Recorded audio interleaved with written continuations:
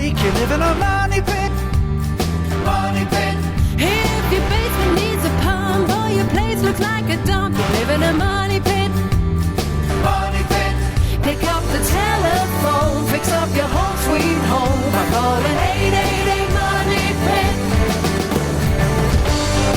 The Money Pit is presented by Pony Jorgensen Clamping Products and Riverbend Home. Now, here are Tom and Leslie. Coast to coast and floorboards to shingles, this is The Money Pit. I'm Tom Kreitler. And I'm Leslie Segretti. And welcome to the program. Do you got a project that you'd like to get done? Well, we're here to help you do just that. Just pick up the phone and call us at 888-MONEYPIT with your how-to questions, or post them any time of the day or night at moneypit.com. If you've got something you want to get done before the holidays arrive, give us a chance to help. The number again, 888-666-3974. We're sort of your how-to coaches. We're your DIY guides. If we don't think you should do it yourself, we'll tell you to get somebody to help, but we'll tell you how to do it so it gets done once, gets done right, and you don't have to do it again. Because let's face it, we've all got some level of money pit to us. It is a term of endearment. It's something that we love. It's something that we live in. It's something that we enjoy every day, and we're going to help you take care of it.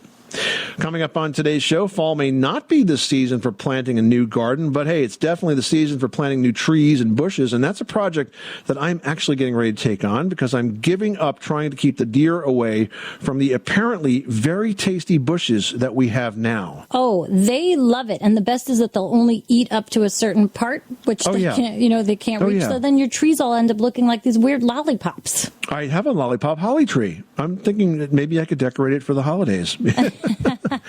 No, actually, we have a hedge line that was a Manhattan euonymus. That's a green euonymus bush.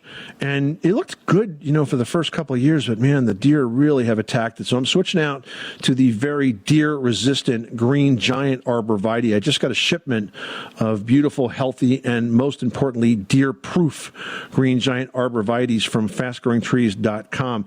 And I really can't wait to get them planted. I'm going to share the details of the project and a promo code that you guys can use for a big discount and some other fall landscaping ideas perfect for the cooler weather. And also ahead, do cracks in the walls on your home mean that you're headed toward an expensive repair? Well, not usually. Now, cracks in walls or around the doors and windows rarely mean an expensive fix is ahead, but getting those cracks fixed so they don't happen again does take a few tricks of the trade. We're going to share those in just a bit. Plus, as the chilly drafts start to find their way into your home, did you know that one type of window covering can actually help you warm up your windows? We'll talk you through that toasty option. And we're really excited today to launch a new sweepstakes with the folks at riverbendhome.com. It's called the riverbendhome.com Beautiful Bath Giveaway, and we're giving away $3,500 in bath products from brands like American Standard and Grohe. It's all available at riverbendhome.com. Check out the giveaway at moneypit.com/giveaway. But first, we'd really like to hear from you. What are your fall project plans? Call the show right now at 888-MONEYPIT or post your questions to moneypit.com. You'll get the answer. Plus, we've got a set of 6-inch, 12-inch, and 24-inch steel bar clamps from Pony Jorgensen to give away to one listener drawn at random. They're perfect for DIYers, crafters, and pros alike. So give us a call right now. Let's get started. 888-666-3974. Sherry and George is on the line and dealing with a basement crack in the wall. Tell us what's going on. Is it in cinder block? Is it in your foundation wall? Where do you see this? It's in the wall of the foundation. It's poured cement. And just recently I noticed that there is not a straight, but kind of a curved crack. And it looks like maybe a little bit of dust or water has come through it. Okay, Sherry, is it a vertical crack or is it a horizontal crack? Kind of vertical, but it kind of curves. Okay. And it's a poured concrete foundation, so has the crack always been there, or is it something that's very recent? It's not actually in the floor. It's in the wall. It's actually a basement wall, and yes, it's poured. Right. Has it always been there, or is it something that just recently popped up? I think it's pretty recent. I don't remember seeing it before. Well, cracks in foundation walls are really pretty typical, and that includes poured concrete walls, poured foundation walls. So what I would do is not panic. If it's a minor crack like that, I would simply seal it with a masonry caulk or a silicone caulk, and all you're doing is really keeping the water from the outside ground from kind of leaking back through the wall. But a minor crack like that is generally caused by a little bit of shift in the foundation, perhaps some settlement, or some shrinkage in the wall itself. So we're talking about a hairline crack here, I presume? Yeah, it's very, very thin, but it looks like something has seeped through it, and I guess that's what worried me the most. Right, it might be water, and what happens if you get groundwater that gets through and then it evaporates, it leaves its mineral salts behind, and that might be the dust that you're seeing. It's sort of like a whitish, grayish dust, and that's the minerals in the water when it leaks through and then evaporates. So just sweep that out before you put the caulk in. And I think that's all you need to do right now. Well, thank you for the advice. I really appreciate it. Okay, Sherry, good luck. Thanks so much for calling us at 888-MONEY-PIT. Now we've got Rick in Pennsylvania who needs some help getting candle wax out of a wood deck. So was it an awesome party? No, it was just a silly mistake. I was actually carrying a citronella candle, and I dropped it, and it splashed back on myself and the deck. Well, are you okay?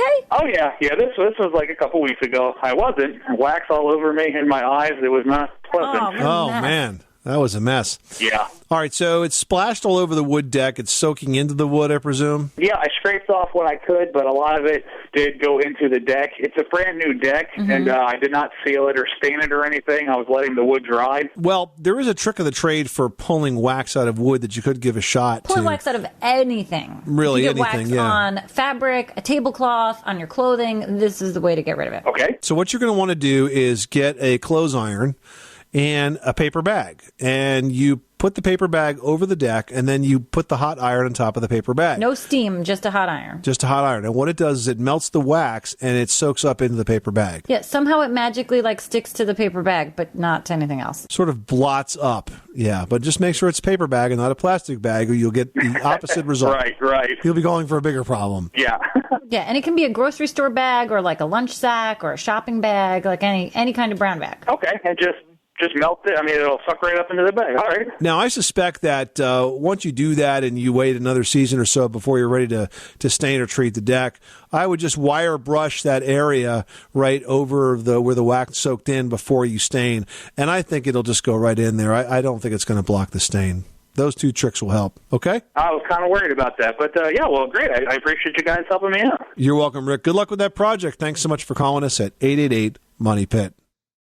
Well, fall is a great time to refresh your bathroom or kitchen. With the holidays coming and people spending even more time at home, investing in those hard-working rooms in the house really makes sense. Yup, and that's one reason we are excited to announce a new sweepstakes today with riverbendhome.com. It's called the Beautiful Bath Sweepstakes, and riverbendhome.com has partnered with some great brands, American Standard and Grohe, to provide $3,500 worth of bath products, including some really beautiful fixtures, faucets, and lots more. Now, when you're making a beautiful bathroom in your home, it's really got to do a bunch of things. It's got to match your needs and any sort of safety and efficiency and sustainability goals you might want to have in the space, but it also has to be beautiful and match your design style, and Riverbend Home can help.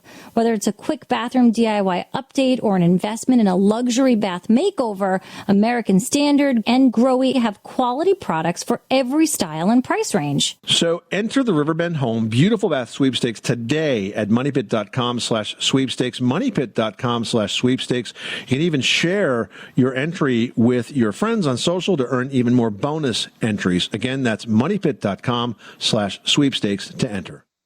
Now we've got Elizabeth in Idaho who's dealing with some siding that's coming apart. Tell us about it. I have a 1970 built house, and with composite siding on the entire house, but on the west side, where it gets most of the weather, the heat and the rain and wind and so forth, the horizontal siding has split where the siding joins themselves and is spread open as much as a quarter to a half of an inch. Is it just in one area, or is it all over the place? It's mostly on the west side of the house that gets the brunt of the weather. Okay, so many places it's coming apart, or just a couple of places? Quite a few. I'd say 10 places on the back of the house. I would caulk the seams. If it's 1/4 to a 1/2 inch, I would caulk it. I would get caulk that's colored to match the siding, and I would apply a bead of caulk, because the other thing to do, of course, is to put new siding in. You would have to cut out the old siding and overlap that space and then paint it, and it's a really big project. So I would caulk it and call it a day. Okay, we have tried that, and we've used the product. Is it okay if I say the name of the product? Sure. It's DAP, D-A-P, and we've used DAP Dynaflex 230, and we've also tried DAP Alex Plus. And after we put that in, we went out to look at it after about 2 or 3 days, and that area has just gone concave. So it's just sunk into the siding, so it leaves a big concave area where it was once just a crack.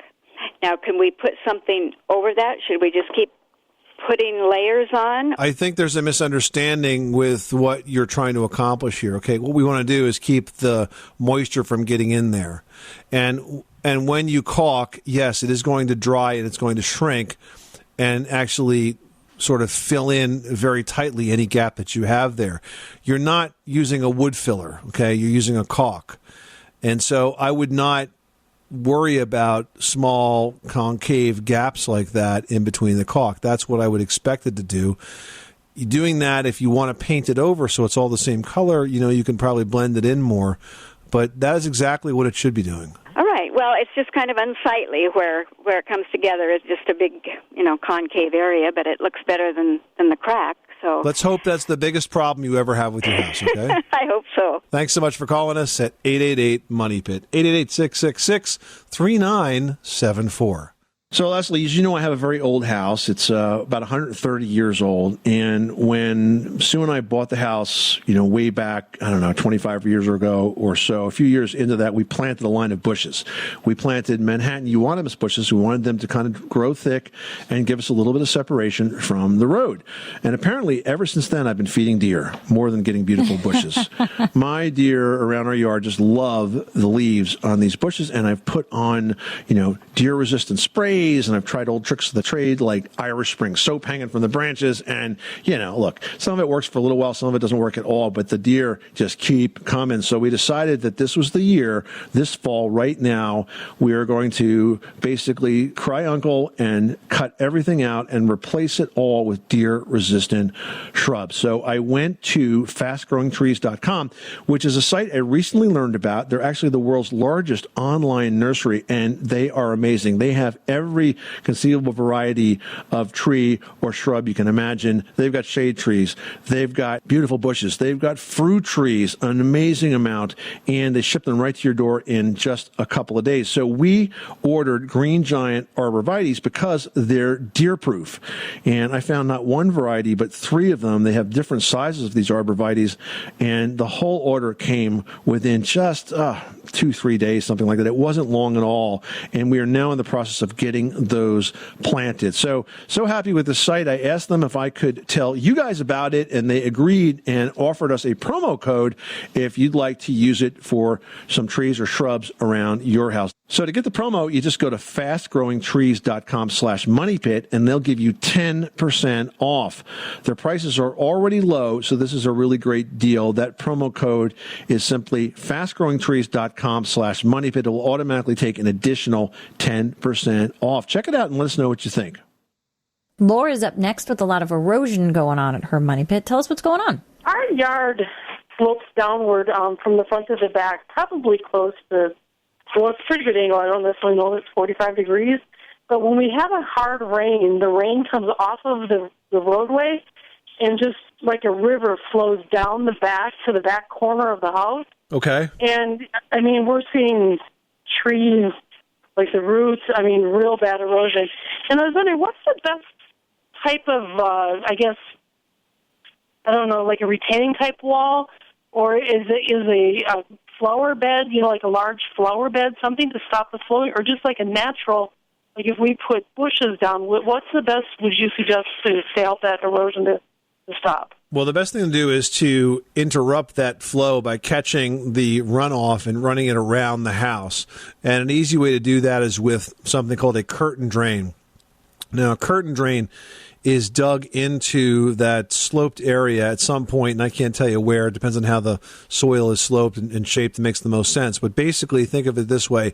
It's a trench that you would dig in front of the house where all the water is collecting. And that trench, in it, you would lay a perforated pipe, and the idea is that the trench has about 4 inches of stone, then it's got a pipe. Stone continues to move up around the pipe, and then a little more stone on top, and you put a piece of filter cloth, and then you landscape over it or put dirt and grass over it. So you don't see it when it's done, but conceptually the water shoots down the hill, falls into that invisible trench now, fills up the pipe, and then runs out the other end of the pipe, the low end of the pipe, somewhere to daylight. So to do this, you need to be able to get the pipe in place and then have the end of it run out somewhere where you want to dump that water. Does that sound like it's possible with your yard the way it's configured? Yeah, no, that's very doable. I didn't know they make stuff like that, so no, that's very doable. Well, it's kind of like it's not like you can go to the curtain drain aisle at the local home center. You have to kind of build it yourself. But it's a very common technique called a curtain drain or a footer drain. So take a look at that, and you can find instructions on moneypit.com. Oh, wonderful. Thank you so much. You're welcome, Laura. Thanks again for calling us at 888-MONEY-PIT. Now we've got Joseph on the line with an electrical question. What's going on at your money pit? I've got an older house that was built in the 1940s, and my daughter's nursery, the overhead fan and lights work, but none of the sockets in the room function, and I have no breakers that have tripped. So somewhere those sockets are disconnected. Now, are you sure the sockets are not connected to a light switch? I am 99% positive, sir. There's a seed of a doubt there that perhaps they could be. You know, sometimes the outlets are operated by a light switch, but I would say that it's not normal for that to happen in a 1940s house. But what you need to do is this, and when I say you need to do, I think more accurately an electrician needs to do, you got to get into the wiring that's supplying those outlets and try to figure out why it's disconnected. I can't imagine any reason it would have been physically disconnected, which means it's most likely some failure in the wiring of the outlets themselves. But if you open up the outlets, you can see if you have hot wires there and try to figure out at what point they became de-energized, because they are probably wired in series, so the wiring goes from one to the next to the next. And you need to do a little bit more investigation to figure out why that is. But it's really not a do-it-yourself project. I don't want you to make a mistake, and I don't want you to get electrocuted. Yes, sir. Then I will definitely look at calling in an electrician. All right, now we've got Deb in Missouri on the line who needs help with a flooring question. How can we help you? Yes. Well, we replaced our flooring, but we destroyed most of the molding trying to get it off along the mop board. And we're wondering what's the best way to put new on, what would be the best to use. The walls are all plaster. It looked like the nails had been set before the plaster was dried because we had to cut them off. And so how high up the walls did the molding go? Because usually with plaster walls, the molding is a lot taller than a standard 3.5-inch base molding. It's 3.5 inches. It is 3.5 inches? Yes, but we could go a wee bit higher and still look nice. Right. Okay. Do you want the molding to be painted or natural? Well, I don't think we'll ever match the doors. It's all wood, and I don't think we'd ever match that. Okay. So do you want the molding to be painted then? Yes, we'll probably go painted, yes. But adhering it to the walls, it's going to be a real pain because of that plaster. Yeah.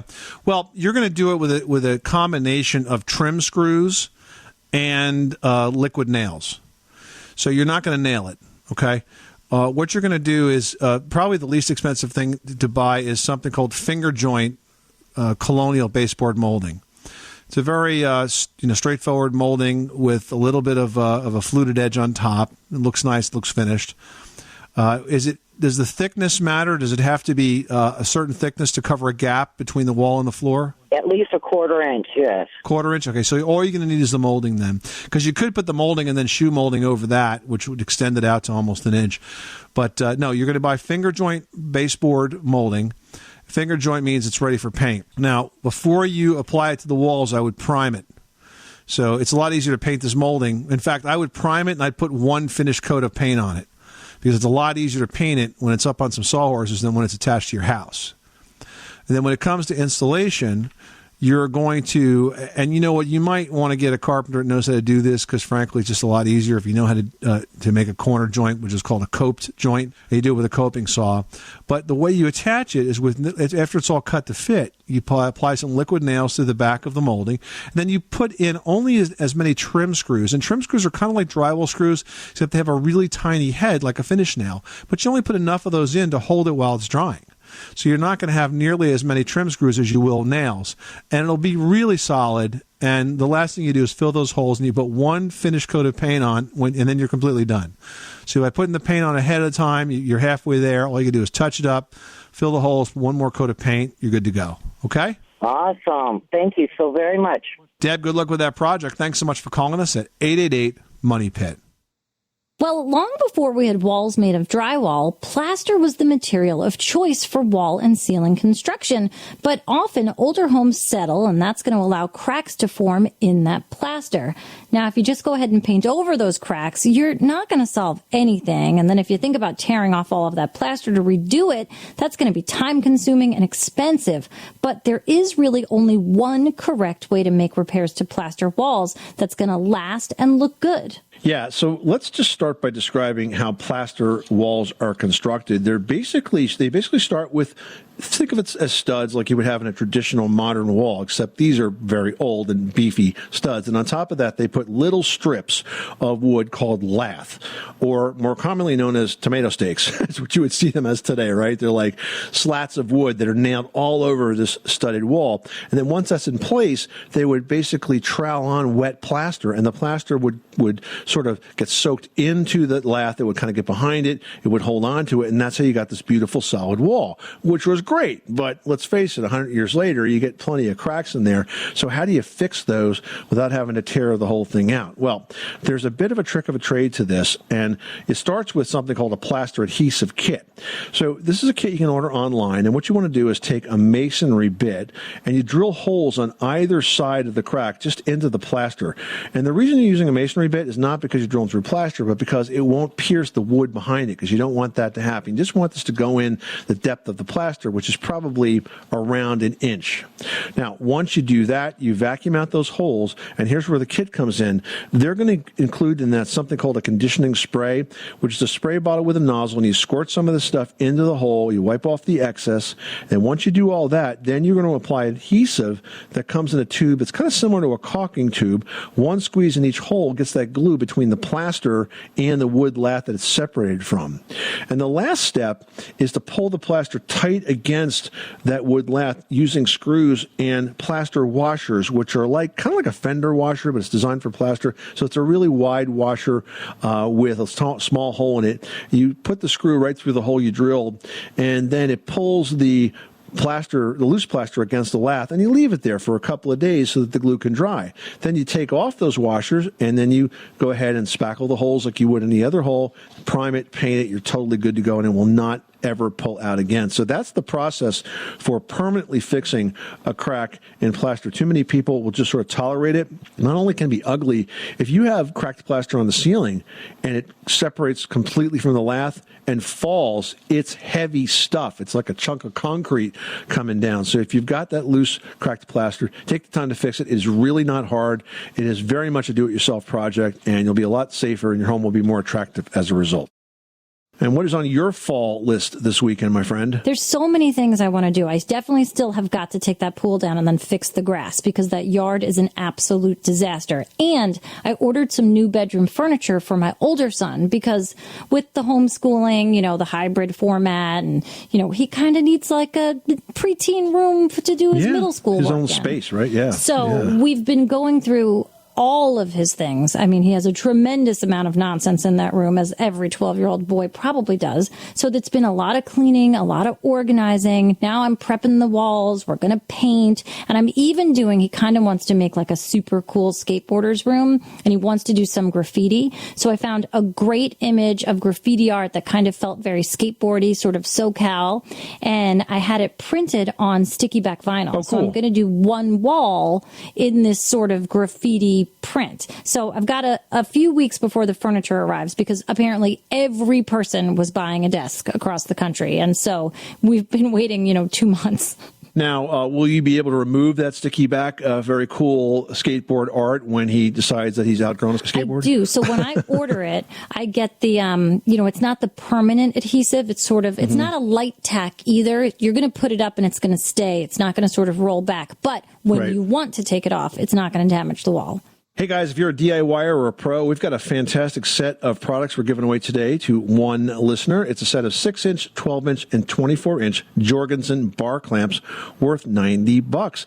These steel bar clamps are seriously strong. They've got cast iron heads, a high carbon rust-resistant steel bar, and the sliding head has got fast-acting multiple disc clutch design, and that means it's easy to put on and put off. It's got a large, easy grip handle and a swivel pad.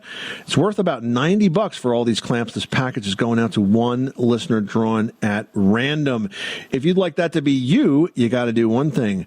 Well, one of two things. You can call us at 888-MONEY-PIT with your home improvement question, 888-666-3974, or you can post your question at moneypit.com. And remember, if we're not in when you call, we'll call you back the next time we are. And all calls that come in over the next week will be eligible for this giveaway. Again, that number is 1-888-MONEY-PIT, or post your question to moneypit.com. That $90 set of Pony Jorgensen clamps going out to one listener drawn at random. Rob in Washington is on the line and is dealing with some flooding. Tell us what's going on. Well, I own a 1 acre lot, and I'm surrounded by like 58 acres of greenbelt. And my house sits up in the front of the lot, and I have a cement driveway that runs down into a 1,200 square foot shop. And every time it rains here in Seattle, which is every other day, yeah, frequently. and at daylight savings, we get an extra hour of rain. But I get my shop floods, and I need to know what kind of drain system I can put in front of my shop. That the cement is maybe 14, 16 feet wide. So basically, Rob, what's happening is the water is running down the cement driveway and into the shop. Is that the main source of the water? What you need to do is to put a culvert across the driveway. So the way that works is you essentially cut the driveway in half. You slice out a gap in the driveway, and it might be 8 or 12 inches wide. How close to the shop, though? I would go probably a few feet in front of it. I wouldn't go too far away. Okay. Because that just gives you more water, more sidewalk to collect sort of in front of it. So I would go fairly close to it. And then you basically cut the driveway in half and you drop this culvert in, which is sort of like a U-shaped channel. And then on the opposite end of it, it's attached to a drain line, which would go to a curtain drain. So the water would go down the garage, it would fall into this culvert. And you can buy these or order these at building material supply centers that service, masons and people that do more commercial type work. You'll be able to find these pre-made. And the drain tile, the drain pipe would connect to the culvert, so the water would go out to this drain line, and then you go into a curtain drain. So the curtain drain you'd make yourself, and again, on the downside of the property, you'd carve out an area about 12 to 18 inches wide and deep, fill it with stone, lay the drain pipe in there, cover it with more stone, put some filter cloth, and then some topsoil or whatever you're going to cover it with. So essentially, the drainage for this is invisible once it's done, but you're intercepting that runoff down the driveway, and running it around the building and into the drain tile. And that pipe that you install there must be perforated. And I would recommend using solid PVC perforated pipe, not the flexible black like landscaping perforated pipe. Okay. Thank you, guys. Well, with fall comes the start of the season of chilly drafts, right? Well, having good energy-efficient windows can obviously help cut down on those drafts, but for those that sneak through anyhow, your window coverings can also play a role in making you feel more comfortable. Yeah, that's right. And here's why. Not only do you feel cold because outside air sneaks in, sometimes what you call a draft is really just caused by convection. As that warm air inside your house hits the cold glass of the window, it's chilled, and then it falls downward, causing what many folks think are drafts. Now, one of the best solutions is also one of the simplest, and it's Cellular Shades. As it gets colder, these unique pocketed shades are going to actually help to insulate the home by trapping that frosty air at the window. Now, you can choose between a single, double, or even triple cell to pick the right level of insulation that you need for your window.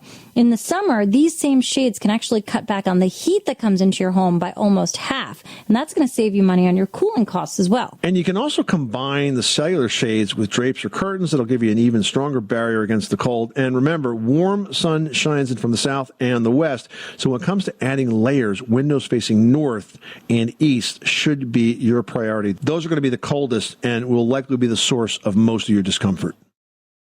Well, all right. Dave from Michigan posted a question on moneypit.com. Now, he writes, would you recommend the product Dry Lock to stop water leaking through cinder block basement walls during heavy rainstorms? How do I answer this? I would say no and maybe. Okay. So here's why. If your basement walls are leaking, Dave, after heavy rain, Dry Lock is only a small part of the solutions. Basements that leak after big rainstorms or even melting snow are doing so because there's something wrong with their outside drainage. Their gutters are clogged. They're discharging too close to the house. The soil around the house is settled in, now tilting sort of towards the foundation. And once that happens, any rainfall or snow belt's going to soak into that area and end up coming through the walls or up through the basement floor.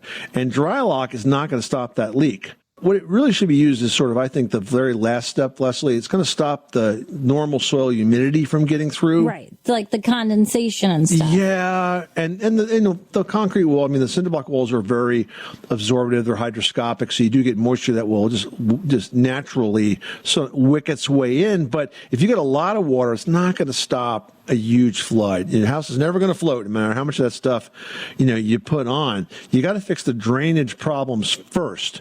Maybe even add a dehumidifier to that space. And then the last thing you might want to do is paint the walls with Dry Lock. That will stop, as we said, some of that humidity from forming. But it's not the one-step solution to solving wet basement.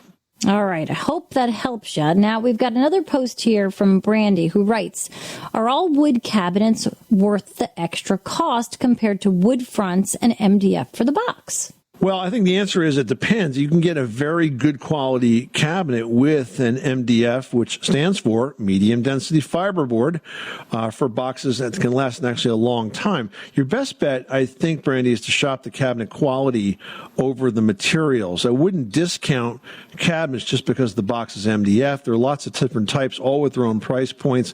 Custom cabinets are going to be really expensive, but semi-custom are good for more discriminating tastes and deeper pockets. You can get any style, configuration, or finish as long as it's in the manufacturer's catalog. And listen, there's nothing wrong with stock cabinets today. They are fantastic for tight budgets. There are more styles and colors available than ever before. You get them quickly. The box stores have them. IKEA has great cabinets. I've got some IKEA cabinets in my office. They've been in there for over a decade. And they're beautiful and they're solid. They're not going to wear out. So I think that you shouldn't be worried so much about whether or not it's MDF in terms of construction. Just find the cabinet you want and go from there. All right, Brandy, good luck with that project. It sounds like your kitchen is going to get a well-needed makeover for the holiday season. You've been listening to the Money Pit Home Improvement Show. We're so glad that you have. We're here 24/7 to help you with your home improvement projects, your DIY dilemmas. If you need some ideas or inspiration, you can get those by calling us at 888-MONEY-PIT, or please visit our website at moneypit.com. For today, that's all the time we have. I'm Tom Kreitler. And I'm Leslie Segretti. Remember, you can do it yourself, but you don't have to do it alone.